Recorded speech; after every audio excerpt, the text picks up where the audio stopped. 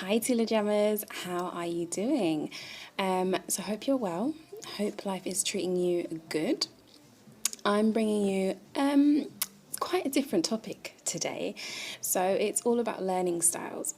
And now, I'm actually going back in the day with this one.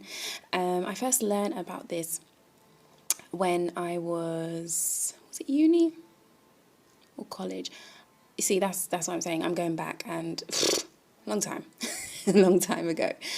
And yeah, basically, this was all about because my background is in health, social care, and community care. So obviously, I'm always working with people. Not now, obviously, I work with people in a different way. But before, when I was first starting out, I was kind of key in helping people to access what they needed to, and so part of that was understanding the person, what works for the person, what can support the person better to achieve what they want to achieve. So one of the things that we learned was learning styles. And I actually can't remember who kind of started this like trend, this craze into, but I think it must have been in the teaching realm, to help teachers identify their students' needs, their pupils' needs better and more efficiently. So there's four areas that we can each be placed in when there's actually a test, and I will look for the test and I'll put it in the description box. If you've never come across this before, then this is a brilliant way to kind of identify your needs and how you learn best. Because listen, life is a learning journey. Some people say life is a test. I like to say there's a bit of truth in that, but there's also a bit of fallacy in that, because I don't think we've been put here to be tested. I think, I believe actually, that God has assigned us already, our missions, and we're put here to kind of find out for ourselves, how we can, prepare for it, how we can create, how we can design, how we can build, how we can lift and inspire other people through our assigned missions. So don't totally believe that life is a test, because if we're constantly being tested, there's only a few times where you can say, oh, passed, failed. I believe there's a series of events that helps us to identify our weak spots and our strengths, and in itself that is maybe the test, but God places potential in us. And actually, it's not even potential. He places confidence in us to do, what he believes we can do. He loves us so much that, he's created this wonderful world, this universe, where we can access things in abundant form. Where that kind of fearful tactic of, oh, it's a test, if you fail, you're going to face the consequences and all that. And I don't buy that. I think it's a bit of both. Like, it's a bit of a test, but it's a bit of, no, you've got this. Like, you don't need to be tested. You'll come through.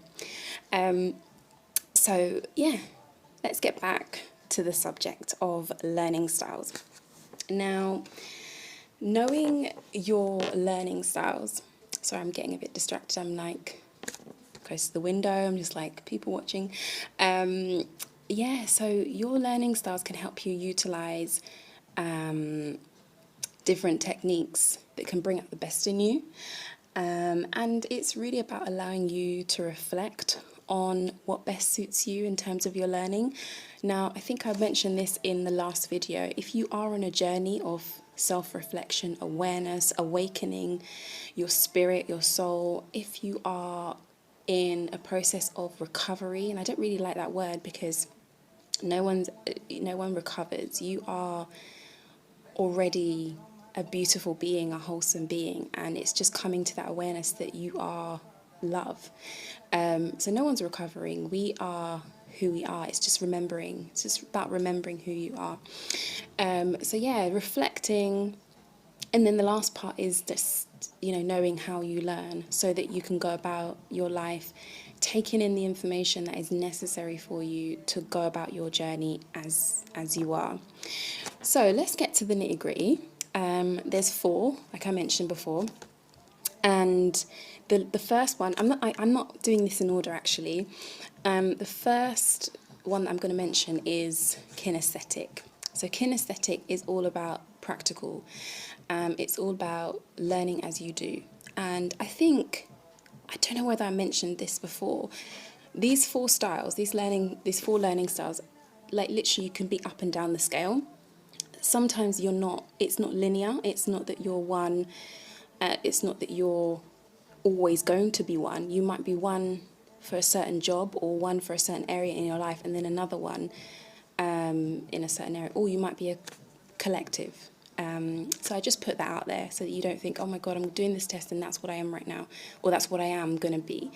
I think it's best to kind of test yourself every so often, really. Every time you feel like you're accessing a new venture, you've grown in a certain area and you want to, explore something else, then go do the test and, see where it takes you.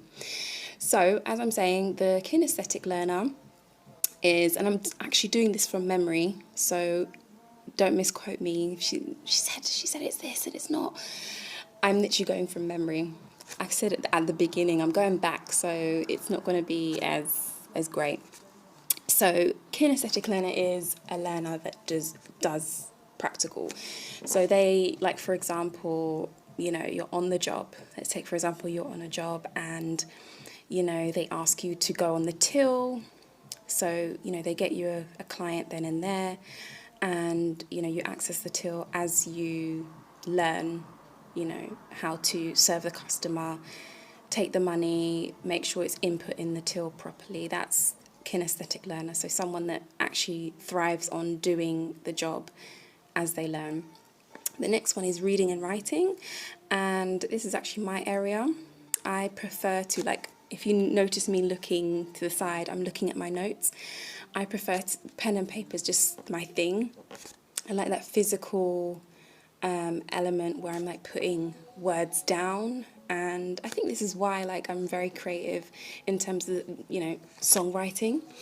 I like to just write things down, and if there's scribbles, it's like, okay, yeah, I made a mistake, it's visible to me, and I'm like, okay, I don't want to write that, I'm going to write this down. So these kind of learners are people that like to take notes. That's how they stay in the game, I guess.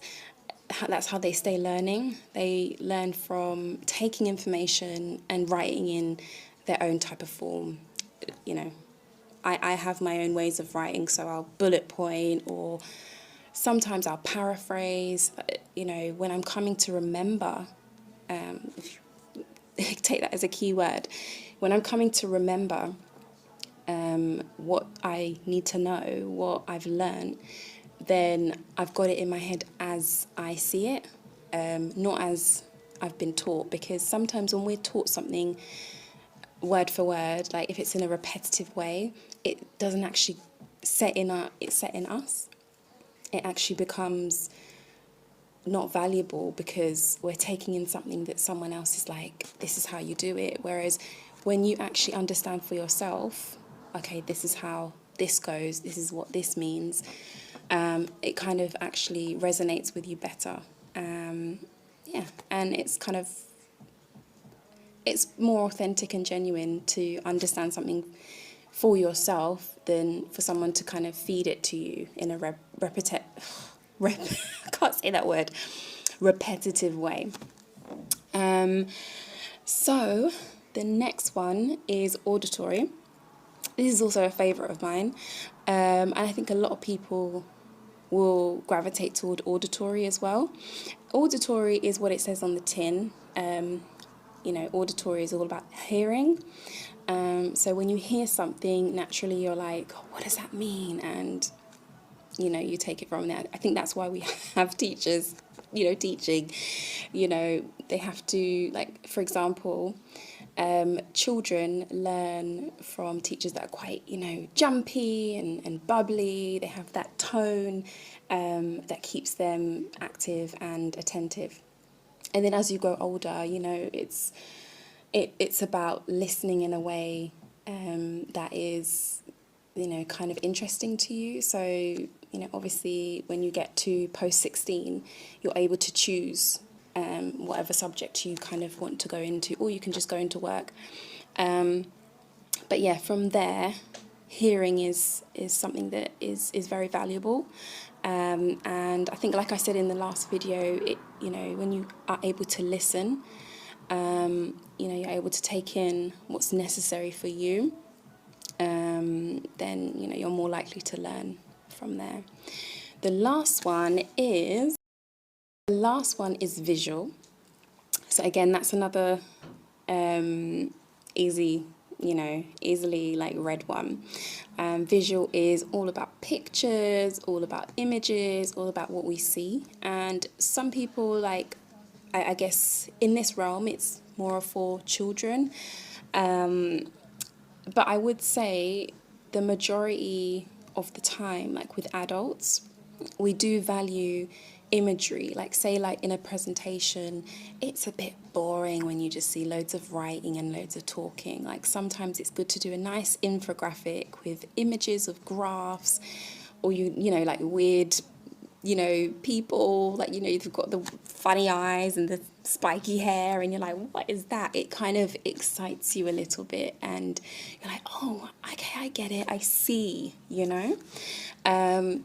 So, the visual learner takes in information through images, and it's just a more exciting way to take in information, I guess. So, with that said, please do read up on the 4 different areas of learning styles and find out what your one is through doing the test. Again, it's not something that you can verify as is, because, it can change depending on where you are at a certain given time in your life. You could literally be a visual learner in terms of, like, say now I'm doing a YouTube channel, I've got my blue hair, and maybe if we're talking about something, fashion related, you want to see how I design a piece of cloth, and that's interesting because you'd be like, okay, you do the arm like this, you sew this way, that kind of thing. And then if you were maybe, counselling, you'd need to speak to someone face to face, hearing their words, that kind of thing. So we're, at every stage of your journey, you're going to be learning things differently. So do not think, oh my God, I've tested and this means I'm this kind of learner. It literally is taking everything as, kind of like a flow kind of situation. Do not, feel like, oh, I'm in this boat, how do I get myself to learn, and struggle. Learning literally is something that we should do every day and whenever we can. I mean, me as a mother, and I'm bringing in my personal life at the moment, I literally am learning from my kids.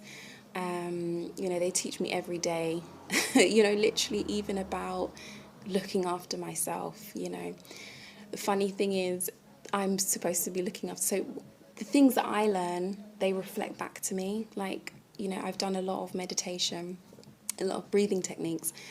And, my daughter, even my son, when he was young as well, he'd naturally just be like, Mama, or, if my daughter says, Mama, and we just breathe together. We take a moment and we breathe. And it's like, oh, she's reminding me. And it's such a beautiful thing to be reminded of what you've taught yourself and for it to be reflected back to you. So sometimes the learning journey isn't like just for you, it's something you can pass on. And the beauty of that gift is it keeps on giving. It helps you to keep reminding yourself is key. It's not about repetition, it's not about knowing things word for word, it's about constantly reminding yourself that, okay, I'm here in this moment, boom, what do I do? And if I go back to the last point before I finish, never feel like life is a test and you've got to be ready for that test. Like, literally just stay prepared. Take things as a flow. Go as the flow. Go with the flow. Don't feel like you're rushed to do anything. Don't feel like, oh, that means that, and I should do this. It's not a test. You're not in a race. If anything, you're in your race by yourself. Like, you're trying to get to the finish line before the Lynette, like, say it's 4 o'clock. You're trying to get to the finish line after the 11 o'clock Lynette. You're doing the best you can, however many hours or however many days ago that you did it. So look at yourself as being better than yesterday or a few hours ago or whatever. Okay? So little one's just woken up. I'm going to love you and leave you for now. But remember to choose what you love and love what you choose.